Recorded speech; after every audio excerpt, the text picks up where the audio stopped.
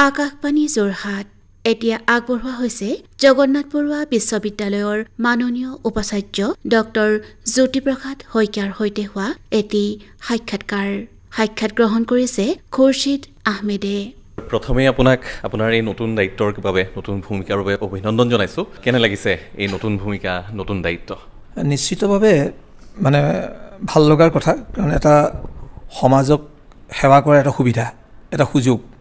গতিকে এনেকুৱা এটা সুযোগ আৰু সুবিধাই লৈ যদি সমাজ সংস্কৃতি সভ্যতাৰ উত্তৰণৰ বাবে কিঞ্চিতো যদি কাম কৰিব পাৰোঁ, নিতান্তই জীৱনত এটা ভাল কাম কৰা বুলি এটা উপলব্ধি হৈ থাকিব। ইয়াৰ আগেয়ে আপুনি বীৰাংগনা সতী সাধনী ৰাজ্যিক বিশ্ববিদ্যালয়ৰ উপাচাৰ্যৰ দায়িত্ব পালন কৰিছিল। এগৰাকী উপাচাৰ্য হিচাপে বিশেষকৈ যেতিয়া বিশ্ববিদ্যালয়খন শূন্যৰ পৰা গঢ়িবলগীয়া হয়, এটা সপোন থাকে যিজনে নেতৃত্ব বহন কৰে। তাতো নিশ্চয় আপোনাৰ এটা সপোন আছিল, এটা লক্ষ্য আছিল, ভিজন আছিল। এতিয়া এখন নতুনকৈ বিশ্ববিদ্যালয় আৰম্ভ হৈছে, সেই বিশ্ববিদ্যালয়খনৰো আপুনি নেতৃত্ব লৈছে। আপোনাৰ ভিজনটো সম্পৰ্কত অকণমান শ্ৰোতাসকলক কওক। আচলতে প্ৰায় যোৱা 3টা দশকতকৈ অধিক কাল আমাৰ অসমৰে নহয় সমগ্ৰ ভাৰতবৰ্ষৰে যিসকল যুৱক যুৱতী ছাত্ৰ ছাত্ৰী আছে, তেওঁলোকৰ জীৱনবিলাক একেবাৰে কাষৰ পৰা জুমি চোৱাৰ এটা সুযোগ সুবিধা পাইছোঁ। আৰু তেওঁলোকৰ লগত এই যে বিদ্যায়তনিক পৰিমণ্ডলৰ ভিতৰতে হওক বা অকণমান বাহিৰতে হওক, সৃষ্টিমূলক কথা বতৰাবিলাকেই হওক বা তেওঁলোকৰ ব্যক্তিগত জীৱনৰ ঘটনা পৰিঘটনাবিলাকেই হওক, এইবিলাক যেতিয়া বিশ্লেষণ বা পৰ্যালোচনা কৰোঁ, তেতিয়াই চকুৰ আগত ভাহি আহে এখন ভৱিষ্যত পৃথিৱী, যিখন পৃথিৱীত সম্পদশালী নতুন প্ৰজন্মটোক দেখা পাওঁ। গতিকে সেই সম্পদশালী প্ৰজন্মটোক যেতিয়া দেখা পাওঁ, তেতিয়া মনলৈ প্ৰশ্ন আহে যে এওঁলোকক সম্পদশালী কৰিব কোনে? গতিকে নিতান্তই বা নিশ্চিতভাৱে আমি যিসকলে শিক্ষা সংস্কৃতিৰ লগত জড়িত বা শিক্ষা দান আৰু শিক্ষা গ্ৰহণ কৰা যিটো সংস্কৃতি, তাৰ লগত জড়িত হৈ আছোঁ বা সামাজিকীকৰণৰ প্ৰক্ৰিয়াটোৰ লগত জড়িত হৈ আছোঁ, সেইসকলে দায়িত্ব গ্ৰহণ কৰিব লাগিব। সেইকাৰণে যেতিয়াই মোক বিশ্ববিদ্যালয় বীৰাংগনা সতী সাধনী ৰাজ্যিক বিশ্ববিদ্যালয়ৰ দায়িত্ব মহামান্য ৰাজ্যপালে অৰ্পণ কৰিছিলে, তেতিয়াই মোৰ চকুৰ আগত সেই প্ৰজন্মটোৰ ভৱিষ্যতটো দেখা পাইছিলোঁ। আৰু তাৰ পৰিপ্ৰেক্ষিততে তেওঁলোকক সম্পদশালী কৰিবৰ কাৰণে কেনেকৈ বাস্তৱসন্মত এখন শিক্ষানুষ্ঠান প্ৰয়োজন হ'ব, য'ত দক্ষতা বিকাশ কৰিব পৰা যাব, য'ত ক্ৰিটিকেল থিংকিং ডেভেলপ কৰিব পৰা যাব, য'ত তেওঁলোকৰ ক্ৰিয়েটিভিটি ডেভেলপ কৰা যাব। সেইকাৰণে মোৰ মনলৈ সদায় মনত এটা ভিছন আৰু মিছন লৈ মই কাম কৰিছিলোঁ। আৰু সেই ভিছন আৰু মিছনটোকে মই এতিয়াও তাৰ যিটো ধাৰাবাহিকতা ৰক্ষা কৰিব বিচাৰিছোঁ। কাৰণ বিশ্ববিদ্যালয়খন আমি য'তেই নাপাতোঁ, সামগ্ৰিকভাৱে প্ৰথম কথাটো হ'ল আমাৰ প্ৰজন্ম, অসমৰে হওক ভাৰতবৰ্ষৰ হওক, আমাৰ প্ৰজন্মৰ কাৰণে আমি কাম কৰিব বিচাৰিছোঁ। গতিকে মই সদায় এটা কথা বিশ্বাস কৰোঁ যে আমি 3টা দক্ষতা বিকাশ কৰিব লাগিব। সেই 3টা দক্ষতা বিকাশৰ ওপৰত নিৰ্ভৰ কৰিয়ে মই মূলতঃ মোৰ যিটো ভিছন বা মিছন, যিটো ভিছন আৰু মিছন লগত লৈ মই এখন উচ্চ শিক্ষানুষ্ঠান গঢ়িব পাৰোঁ। সেই দক্ষতা 3টাৰ মূল ভেটি হৈছে, প্ৰথমটো ভাবোঁ মই কগনিটিভ স্কিলছ, য'ত আমাৰ নতুন প্ৰজন্মটো চিন্তা প্ৰক্ৰিয়াৰ সঠিকভাৱে উত্তৰণ ঘটিব লাগিব। তেওঁলোকে যেতিয়া সঠিকভাৱে উত্তৰণ ঘটাব পাৰিব, তেতিয়াই তেওঁলোকৰ স্থিতি অৱস্থিতি সম্পৰ্কে গম পাব। আৰু তেওঁলোকৰ জীৱনশৈলী বা তেওঁলোকে জীয়াই থাকিবৰ বাবে যিখিনি প্ৰয়োজনীয় বা প্ৰাসংগিক বস্তু বা যিখিনি মূৰ্ত বা অমূৰ্ত সম্পদ, সেই সকলোবিলাক তেওঁলোকে আয়ত্ব কৰিবলৈ সক্ষম হ'ব। দ্বিতীয়টো হ'ল যে মেটাকগনিটিভ স্কিল, যিটো কোৱা হয় যে আমি প্ৰত্যেকেই আমি নিজৰ বিষয়ে আমি প্ৰশ্ন কৰিব লাগিব। আমি আচলতে এতিয়া সময় হৈ গ'ল, 21শ শতিকাত আমাৰ প্ৰজন্মটোৱে আমি কি কৰা উচিত, কি কৰি আছোঁ, কেলৈ কৰি আছোঁ, কিয় কৰি আছোঁ, কিয় পঢ়িছোঁ, পঢ়িব লাগে কিয়, বা আনুষ্ঠানিক শিক্ষা দৰকাৰ কিয়, বা আমি ভাত খাব লাগে, আমি কিয় এইখিনি কাম কৰিব লাগে, অনেক প্ৰশ্ন। যদি প্ৰশ্নখিনি কৰি নিজৰ স্থিতি অৱস্থিতি সম্পৰ্কে গম পাব, নিজৰ চেতনাৰ লগত সংপৃক্ত হৈ সচেতন হ'বলৈ তেওঁলোক সাজু হ'ব পাৰিব, নিজৰ যিখিনি সক্ষমতা বা দক্ষতাৰ সম্পৰ্কে যেতিয়া তেওঁলোক সচেতন হ'ব, তেতিয়াই তেওঁলোক আচলতে শিক্ষিত হৈ পৰিব। তেতিয়াই তেওঁলোকে বুজি পাব যে ব্যক্তি জীৱনৰ সৌন্দৰ্য আৰু সমাজ জীৱনৰ সৌন্দৰ্য সমান্তৰালভাৱে আমাক দিয়ে। কাৰণ ব্যক্তি জীৱনটোৰ সৌন্দৰ্য যদি আমি অস্বীকাৰ কৰোঁ, তেতিয়াহ'লে সামগ্ৰিকভাৱে সমাজ জীৱনৰ সৌন্দৰ্যটো আমি কেতিয়াও আশা কৰিব নোৱাৰোঁ। সেইকাৰণে মই বিশ্বাস কৰোঁ যে এই নতুন প্ৰজন্মটোক তেওঁলোকে আত্মসমালোচনা, আত্মবিশ্লেষণ কৰিব পৰা শিক্ষা দিব লাগিব। সেই দক্ষতা আমি তেওঁলোকক, গতিকে এইটো এটা মোৰ ভিছনটোৰ যিটো আধাৰ, মোৰ এটা অন্যতম। তৃতীয়টো হ'ল ক্ৰিয়েটিভিটি, যে আমাৰ সৃজনীশীল এটা মন লাগিব। এই সৃজনীশীলতা কেৱল মাত্ৰ গল্প, উপন্যাস, কবিতা বা নাটকতে সীমাবদ্ধ হ'লে নহ'ব। কেনেকৈ বিজ্ঞান মানসিকতাৰে আমাৰ মানৱ সমাজত আহিব পৰা প্ৰত্যাহ্বানবিলাক, যে সি স্বাস্থ্যৰ ক্ষেত্ৰতে হওক, সি পদাৰ্থ বিজ্ঞানৰ ক্ষেত্ৰতে হওক, সি ৰাসায়ন বিজ্ঞানেই হওক বা সি জীৱ বিজ্ঞানেই হওক, বিভিন্ন ক্ষেত্ৰত বা সি কৃষি ক্ষেত্ৰতে হওক যে আমাৰ বৈজ্ঞানিক চিন্তা চৰ্চাৰে আমি মানুহৰ উপকাৰ কৰিব পৰাকৈ মানুহৰ অপকাৰ নকৰাকৈ কেনেকৈ আমি সম্পদশালী কৰিব পাৰোঁ, আমাৰ চিন্তা প্ৰক্ৰিয়া কেনেকৈ উত্তৰণ ঘটাব পাৰোঁ, আমি কেনেকৈ সৃষ্টি কৰিব পাৰোঁ, এই সম্পৰ্কে যাতে আমাৰ ছাত্ৰ ছাত্ৰীসকলক আমাৰ প্ৰজন্মটোক আমি মানে দক্ষতা সম্পন্ন কৰিব পাৰোঁ, সম্পদশালী কৰিব পাৰোঁ, সেই এটা আধাৰ ল'ব লাগিব। গতিকে মই সদায় এটা কথাই বিশ্বাস কৰোঁ যে আমাক এনেকুৱা এখন বিশ্ববিদ্যালয় লাগে যিখন বিশ্ববিদ্যালয়ত কেৱল ডিগ্ৰী প্ৰাপ্তিৰ বাবে নহয় বা ডিগ্ৰী প্ৰদান কৰিবৰ কাৰণে নহয়, এনেকুৱা এখন আমাক বিশ্ববিদ্যালয় নালাগে যিখন বিশ্ববিদ্যালয়ত আট্টালিকা থাকিব, বহুত উচ্চ খাপৰ আন্তঃগাঁথনি থাকিব, কিন্তু তাত চিন্তা চৰ্চাৰ পৰিৱেশ নাথাকিব, য'ত মানুহে জ্ঞান অকল অন্বেষণ নহয় জ্ঞান নিৰ্মাণ কৰিব পৰা পৰিৱেশ লাগিব। যদি জ্ঞান অন্বেষণ আৰু নিৰ্মাণ কৰিব পৰা পৰিৱেশেই নাথাকে আৰু জ্ঞান অন্বেষণ আৰু নিৰ্মাণ কৰি যদি পৰিহিত সুন্দৰ সমাজ নিৰ্মাণ কৰিবৰ বাবে তেওঁলোক প্ৰস্তুত হ'ব নোৱাৰে বা সেই এখন যিখন আমি সভ্যতাৰ সংস্কৃতিৰ কথা কওঁ, যি সভ্যতা সংস্কৃতি আমাৰ পৰিহিত সমাজ নিৰ্মাণ কৰাৰ ক্ষেত্ৰত বিশেষ ভূমিকা পালন কৰে বা যাৰ ভেটিটো নিৰ্মাণ কৰে, সেই ভেটি নিৰ্মাণ কৰাৰ ক্ষেত্ৰত যদি ই সহায়ক নহয় তেতিয়াহ'লে নিশ্চিতভাৱে আমাৰ সেই শিক্ষাই কেতিয়াও কামত নিদিব। গতিকে মই বিশ্বাস কৰোঁ যে আমাৰ শিক্ষা এনেকুৱা এটা শিক্ষা হ'ব লাগিব, এনেকুৱা এটা শিক্ষাৰ ব্যৱস্থা হ'ব লাগিব যি শিক্ষা ব্যৱস্থাৰ যোগেদি নতুন প্ৰজন্মটোক আমি এটা দিশ দেখাব পাৰোঁ। গতিকে মোৰ বিশ্ববিদ্যালয়খনৰ যিটো মিছন বা ভিছন, এই মিছন ভিছনৰ ক্ষেত্ৰত মই এই তিনিটা দক্ষতাকে আধাৰ হিচাপে লৈ সন্মুখত এখন পৰিহিত সুন্দৰ সমাজ নিৰ্মাণ কৰাৰ সপোন মই দেখিছোঁ। ছাৰ, উপাচাৰ্যসকল ধৰক শৈক্ষিক ক্ষেত্ৰখনৰ একোগৰাকী নেতা, এই ক্ষেত্ৰত আপুনি শৈক্ষিক ক্ষেত্ৰখনৰ এগৰাকী নেতৃস্থানীয় ব্যক্তি হিচাপে নেতা হিচাপে অনুপ্ৰেৰণাটো ক'ৰ পৰা পায়? মই গাঁৱত জন্ম হৈছিলোঁ, গাঁৱলীয়া চহা অনাশায়ী মানুহৰ জীৱনবিলাক খুব কাষৰ পৰা চাব পাৰিছিলোঁ। সেই সময়ত মোৰ গাঁৱত থকা নদীখন, সেই সময়ত থকা গছ বা সেই পথাৰখন, সেই নৰাবিলাক, এইবিলাকে মোক বহুত কথা শিকাইছিলে। কাৰণ যি মানুহে কেঁচা নৰাৰ গুণ ল'ব পাৰিব সেই মানুহে সেউজীয়া পৃথিৱীখনৰ ৰং অনুভৱ কৰিব পাৰিব, অনুধাৱন কৰিব পাৰিব, আৰু একে সময়তে সেই আঘোণৰ সোণালী পথাৰখনৰ শস্যৰ নদন বদন সেই পথাৰখনৰো কেনেকৈ কৰ্ষণ কৰিব লাগে তাৰো চিন্তা কৰিব।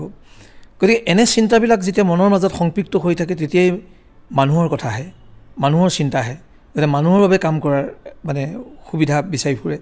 গতিকে মই যিহেতু মোৰ পেছাগতভাৱে এজন শিক্ষক, বিশ্ববিদ্যালয়ৰ শিক্ষক বা অধ্যাপক হ'লোঁ, তেতিয়াহ'লে নিশ্চিতভাৱে মোৰ মনলৈ মোৰ এনে ভাৱ আহিব যে মোৰ যিখন বিশ্ববিদ্যালয় মই আছোঁ, এই বিশ্ববিদ্যালয়খনৰ থাকি মোৰ অভিজ্ঞতাৰে ময়ো এখন বিশ্ববিদ্যালয়ৰ প্ৰতিষ্ঠা কৰাৰ ক্ষেত্ৰত মোৰ অৰিহণা দিব পাৰিম। গতিকে মোৰ মূল প্ৰেৰণাটো হ'ল মোৰ সেই আপোন মানুহবিলাক, যিবিলাক মানুহৰ মাজত মই ডাঙৰ দীঘল হ'লোঁ, যিবিলাক মানুহৰ চাৰিওকাষত মই মোৰ জীৱনশৈলীৰ বা জীৱন জিজ্ঞাসা আৰু জীৱন চেতনা স্পৰ্শ কৰিব পৰা কথা বা অনুভৱবিলাক অনুধাৱন কৰিবৰ কাৰণে মই সুযোগ সুবিধা পালোঁ। যিকোনো এখন বিশ্ববিদ্যালয়ৰ ক্ষেত্ৰতে ছাত্ৰ ছাত্ৰীসকলে হৈছে মূল আধাৰ উপাদান। এই ছাত্ৰ ছাত্ৰীসকলক উদ্দেশ্যে আপুনি কাৰ্যকালৰ আৰম্ভণিতে কি বাৰ্তা দিছে বা দিবলৈ বিচাৰিব? চাওক, এতিয়া সময় সলনি হ'ল। সময় সলনি কেতিয়া হয়? যেতিয়া মানুহৰ চিন্তাৰ সলনি হয়। এটা সময় আছিল যিটো সময়ত আমি উটোপিয়ান চিন্তা চৰ্চাৰ দ্বাৰা আমি পৰিচালিত হৈছিলোঁ। সেইকাৰণে হয়তো আমাৰ প্লেটো, এৰিষ্টটলৰ দৰে বিখ্যাত মনীষীসকলে কোৱা কথাবিলাকৰ গইনা লৈ বা তেওঁলোকৰ দ্বাৰা প্ৰভাৱান্বিত হৈ আমি সমাজ নিৰ্মাণ কৰিবৰ কাৰণে চেষ্টা কৰিছিলোঁ। কিন্তু লাহে লাহে যেতিয়া দ্বিতীয় বিশ্বযুদ্ধ আহিলে, সেই সময়ত আপোনালোকে লক্ষ্য কৰিব যে ধ্বংস হৈ যোৱা সেই সমাজখন নিৰ্মাণ কৰিবৰ কাৰণে এচাম মানুহে নতুনকৈ চিন্তা চৰ্চা কৰিবলৈ আৰম্ভ কৰিলে। আৰু পৰৱৰ্তী সময়ত বিজ্ঞান আৰু প্ৰযুক্তিবিদ্যাই যিখন সমাজ আমাক পৰিচয় কৰাই দিলে, সেই সমাজখনত আমি নিশ্চিতভাৱে এটা সমূহীয়া জীৱন যাপনৰ কাৰণে এটা পৰিৱেশ নিৰ্মাণ কৰিবৰ কাৰণে আমি চিন্তা চৰ্চা কৰিবলগীয়া হ'ল।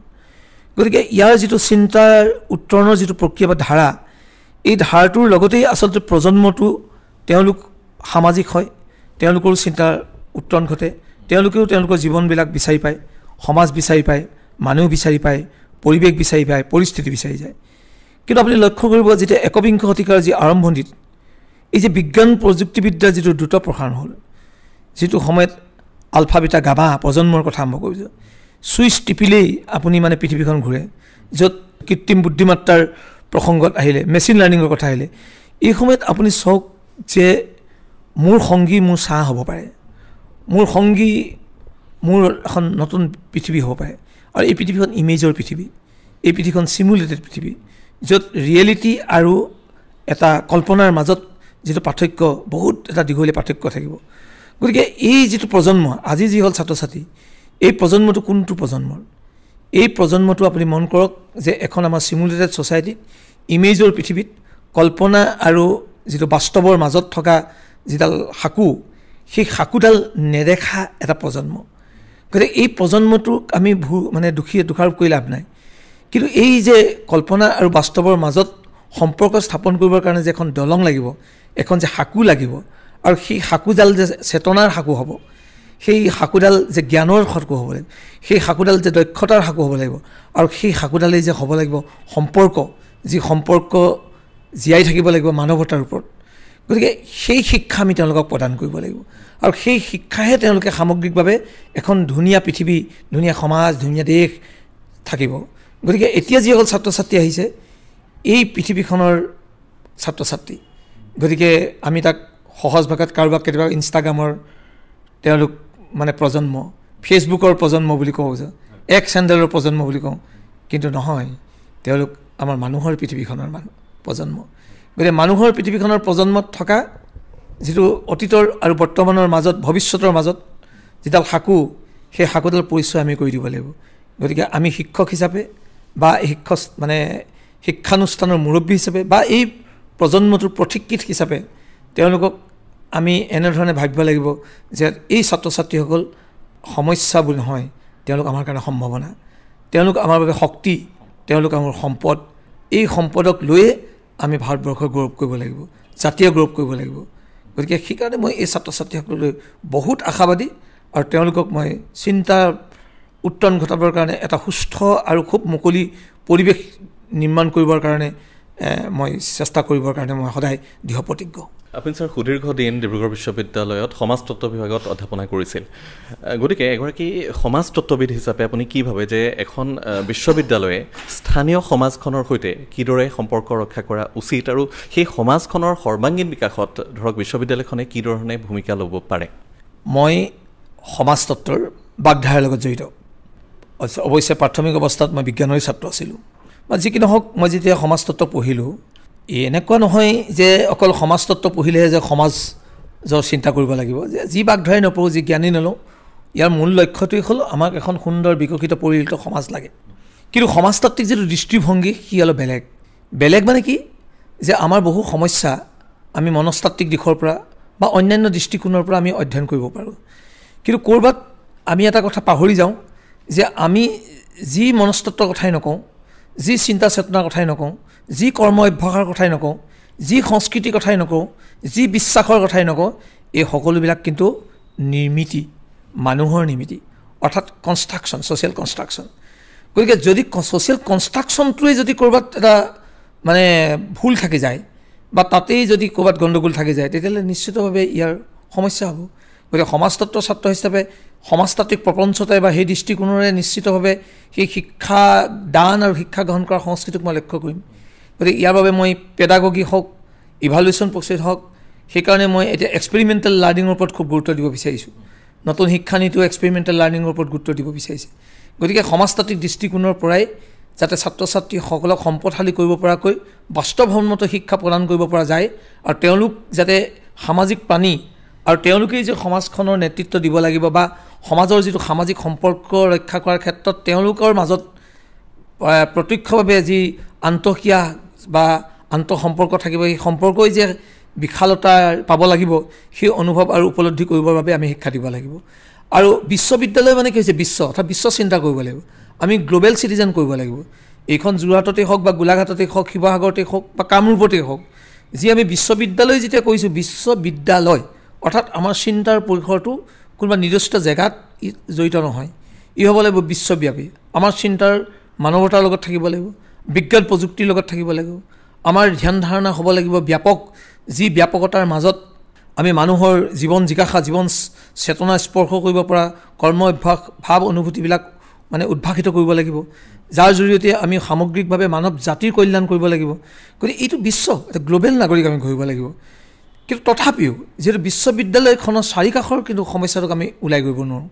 গতিকে সেইকাৰণে আমাৰ উজনি অসমে হওক, শিৱসাগৰ, যোৰহাট, গোলাঘাট বা এই বিশ্ববিদ্যালয়ৰ চাৰিকাষত যিবিলাক আৰ্থসামাজিক সমস্যা থাকে বা ইয়াৰ যিবিলাক মূলতঃ সামাজিক ঘটনা বা পৰিঘটনা সৃষ্টি হ'ব পৰা যিবিলাক উৎস থাকে, কাৰকবিলাক থাকে, যিবিলাক প্ৰত্যাহ্বান থাকে আৰু যিবিলাক সম্ভাৱনা থাকে, এই বস্তুবিলাক মই বিশদভাৱে মই এজন উপাচাৰ্য হিচাপে বা এখন বিশ্ববিদ্যালয়ৰ প্ৰতিষ্ঠা কৰিবলৈ দায়িত্ব গ্ৰহণ কৰা এজন কৰ্মী হিচাপে মই ইয়াৰ ঘটনা পৰিঘটনা সমস্যা সম্ভাৱনা সকলোবিলাক বিশদভাৱে বিজ্ঞানসন্মত পৰ্যালোচনা কৰি এই সমস্যা সমাধান বা প্ৰত্যাহ্বানবিলাকক কেনেকৈ নেওচি ইয়াৰ বিকাশ কৰিব পাৰোঁ, পৰিচিত সমাজ কৰিব পাৰোঁ, সংস্কৃতি সভ্যতাৰ উত্তৰণ কৰিব পাৰোঁ বা সমাজ সংস্কৃতি সভ্যতাৰ একেলগে আগবঢ়াই লৈ যাব পাৰোঁ, তাৰ বাবে মই নিশ্চিতভাৱে চিন্তা কৰিব লাগিব।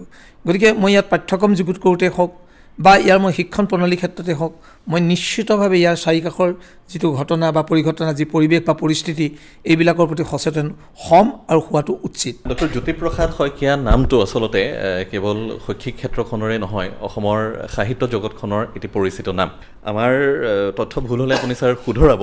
আমি জনাত আপোনাৰ 26খন উপন্যাস, প্ৰায় 500 চুটিগল্প, প্ৰায় 50খন নাটক আৰু ইংৰাজী আৰু অসমীয়া ভাষাত প্ৰায় 300ৰো অধিক কবিতা আৰু তাৰ লগতে প্ৰায় 300 অসমীয়াত গীত ৰচনা হৈছে। শিক্ষাদান, গৱেষণা, উপাচাৰ্যৰ দৰে পদবীৰ ব্যস্ততা, তাৰ মাজতো ছাৰ আপুনি সময় কেনেকৈ পায় নিৰৱচ্ছিন্নভাৱে সাহিত্য চৰ্চা কৰিবলৈ আৰু তাগিদাটো ক'ৰ পৰা আহে অকণমান জানিবলৈ ইচ্ছা হৈছে। চাওক, আচলতে আমি প্ৰত্যেকজন মানুহে সাহিত্যিক। আমাৰ কাব্য চেতনা, গদ্য চেতনা আমাৰ প্ৰত্যেকজন মানুহে থাকোঁ। এইটো ডিপেণ্ড কৰে ৰুচি অভিৰুচিৰ ওপৰত। হয়তো মই গ্ৰাম্য জীৱনত মই ক'লোঁ নহয় যে কাম চৰাই কণী বিচাৰি ফুৰা, বন কুকুৰাৰ কণী বিচাৰি ফুৰা, পথাৰত চেঁচু খন্দা, এই যে বন্ধুবৰ্গৰ লগত গৰুৰ পাল মাৰিবলৈ যোৱা, দিখৌ নদীত মজগছৰ ওপৰত তাত আমি পুলুঙা টোপ দিয়া বুলি কওঁ, সাঁতোৰা, এই যে আমি গ্ৰাম্য জীৱনৰ লগত জড়িত হৈ পৰিছিলোঁ, তেতিয়াই আমাৰ মনলৈ বহুত প্ৰশ্ন আহিছিল। কেনেকৈনো মেঘমল্লা, কেনেকৈনো দহি কতৰা নামটো হ'ল, কেনেকৈনো কাঞ্চন নামটো হ'ল, কেনেকৈনো কোনেনো কেতেকীত হ'লে, কোনেনো কাঞ্চন কৰবিত হ'লে, এই যে ভাল লাগি যোৱা হৃদয় কপা কথাবিলাক, কাৰণ সেই সময়ত ফুল পখিলা ৰং ভাল পোৱা বয়সতে এই প্ৰশ্নবিলাক জাগ্ৰত হ'ল।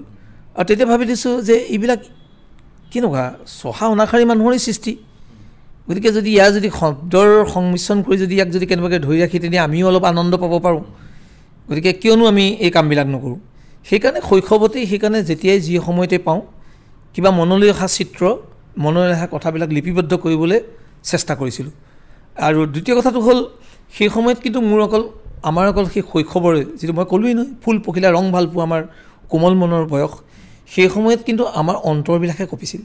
কিন্তু পৰৱৰ্তী সময়ত যেতিয়া আমি স্কুললৈ গ'লোঁ বা কলেজ বিশ্ববিদ্যালয়লৈ গ'লোঁ বা বিভিন্ন ধৰণৰ বিজ্ঞ ব্যক্তিৰ লগত সান্নিধ্য পালোঁ, তেতিয়াই আমাৰ মনলৈ আহিল যে নহয়, এইবিলাক কথা বতৰে কেৱল মাত্ৰ অন্তৰখন কঁপিলে নহ'ব, মগজু কঁপিব লাগিব।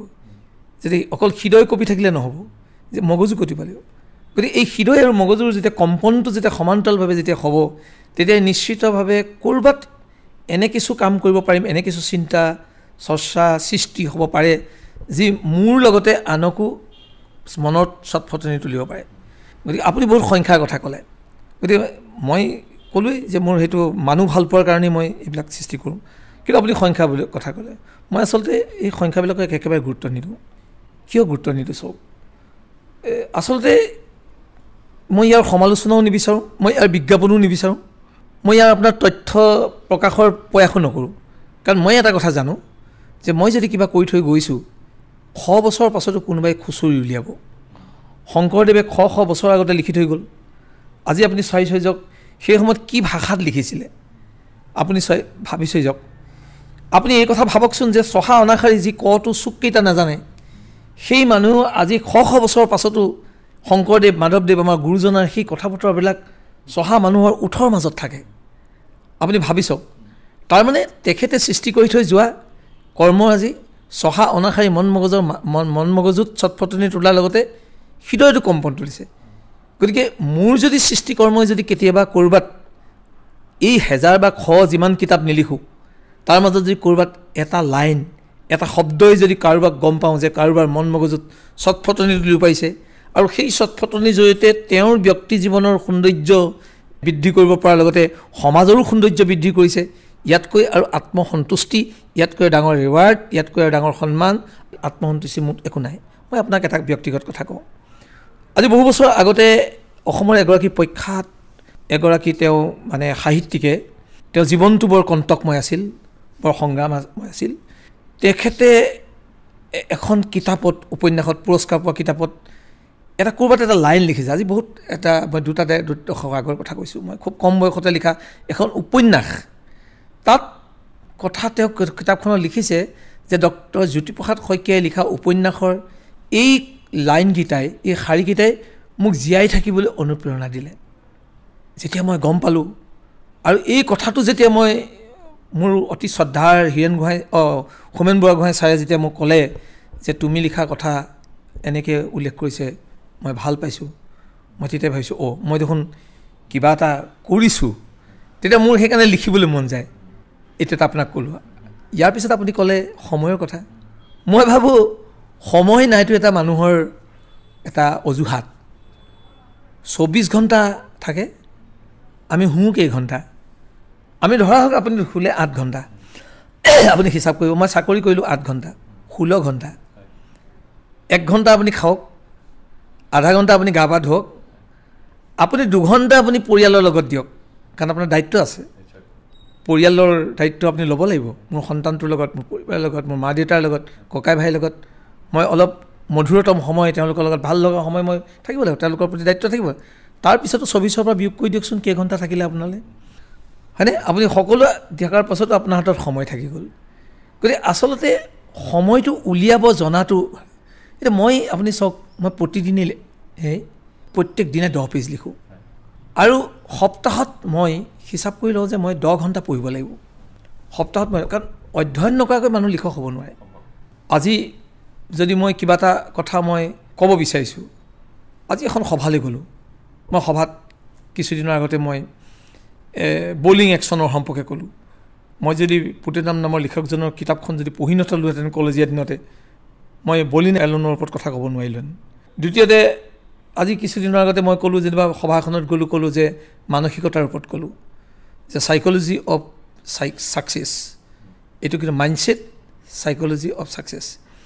এই কিতাপখন মই পঢ়িছিলোঁ, কাৰণ কোৰেল ডোৱেন নামৰ এজন মনোবিজ্ঞানীয়ে লিখি থৈ যোৱা কিতাপখন যদি মই নপঢ়িলোহেঁতেন, মই কথাও ক'ব নোৱাৰিলোহেঁতেন, আৰু মই বাতৰি কাগজত স্তম্ভ লিখোঁতে মই এই মানসিকতাৰ প্ৰসংগত একোটা লিখিব নোৱাৰিলোহেঁতেন।